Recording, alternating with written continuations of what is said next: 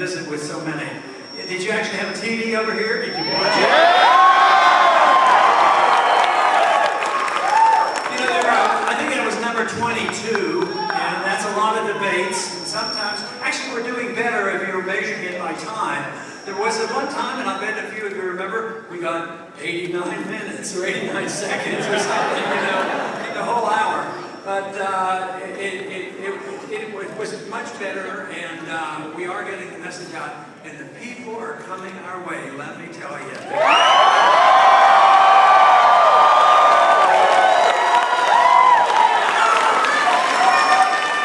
I mentioned about the foreign policy, and I'm trying to make the point and trying to embarrass them that they weren't interested in the moral issues and the constitutional issues, but the practical issue is we cannot maintain this foreign policy. For a crowd like this, I can use the moral and the constitutional arguments, and the reason we should be over there fighting all over.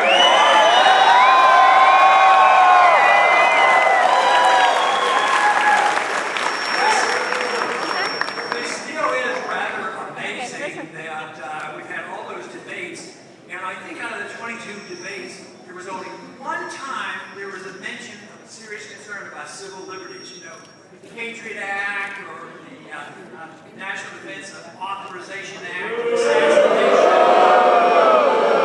It is utterly amazing how silent they are, and I feel good that you all know about it, and you're concerned about it, and that's part of the campaign. If we're going to have a campaign based on liberty, we better know what civil liberties for all of us.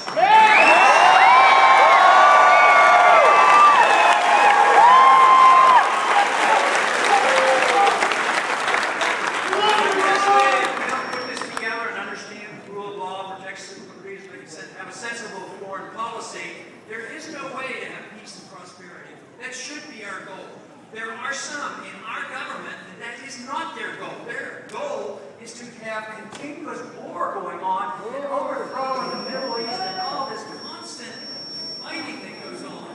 This is where we're making a lot of progress. When they come to me, when they get them on that. When they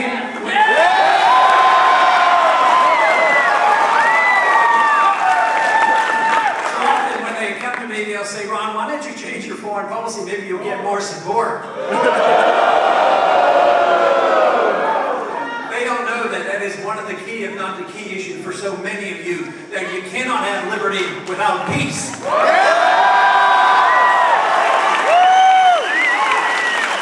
course, there's another issue dear to my heart and dear to your hearts as well. And if you're going to have a free society and a sound economic policy and not have unlimited spending, you have to do something about the monetary system.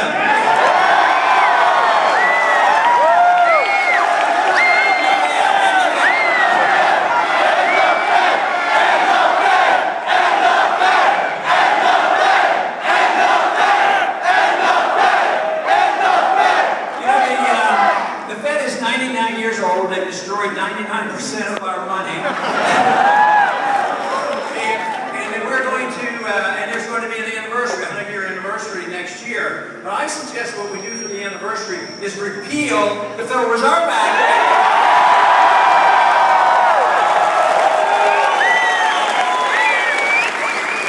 It's so easy to understand once you get the information about the Federal Reserve creating money out of thin air. It encourages big governing, encourages spending, and it's two groups, the entitlement system and the warfare system. And they keep spending, they run up the debt, they monetize the debt, we borrow the money, and we have created the biggest financial crisis in the history of the world. We're the biggest debtor nation in the history of the world. So this is coming to an end, so we must be prepared. Our numbers have to multiply, because we need to have the people in support. They have to know that it's in their best interest to opt for freedom, not opting out for a bigger government. And right now, that's all we have gotten in the last 4 years is more of the same. We have to reverse that course.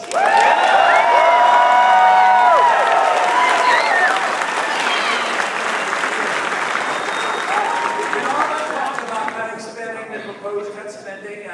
Tonight there was a former senator that I think made the point about how the system works in Washington. Well, yeah, it is true. I voted for that, but now I'm running to get rid of that.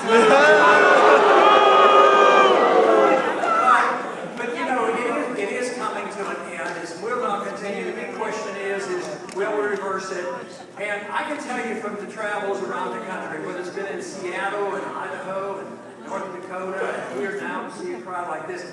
Believe me, the people do understand. They're way ahead of what's happening in Washington. The people are waking up, but guess what? Washington is still sound asleep.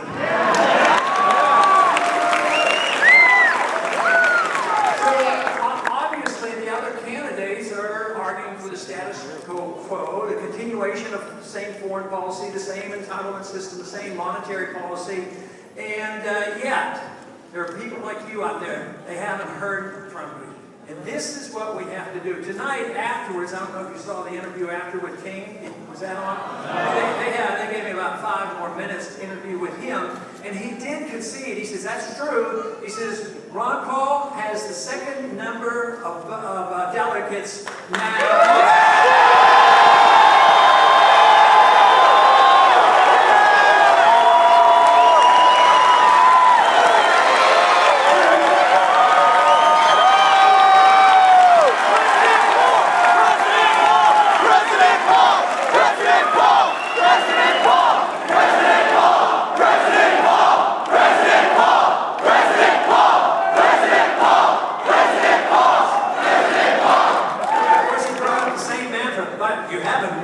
State yet. I said, yeah, but they haven't finished counting the votes up in Maine.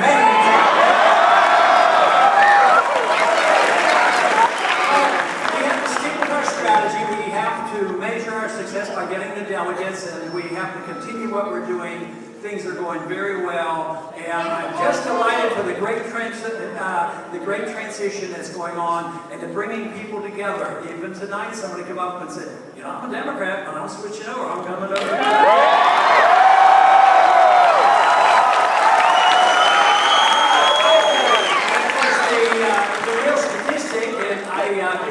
At the end of the debate, and I think it's very significant because they put us down for saying we didn't win a state. But yes, when they put our campaign up against the other campaign and measure it against Obama, guess what? We do the best. But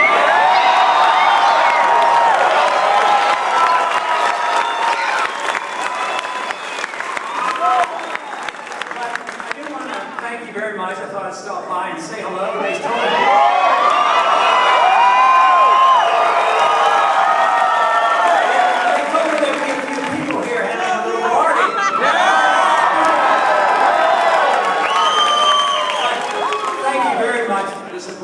You encouraged me.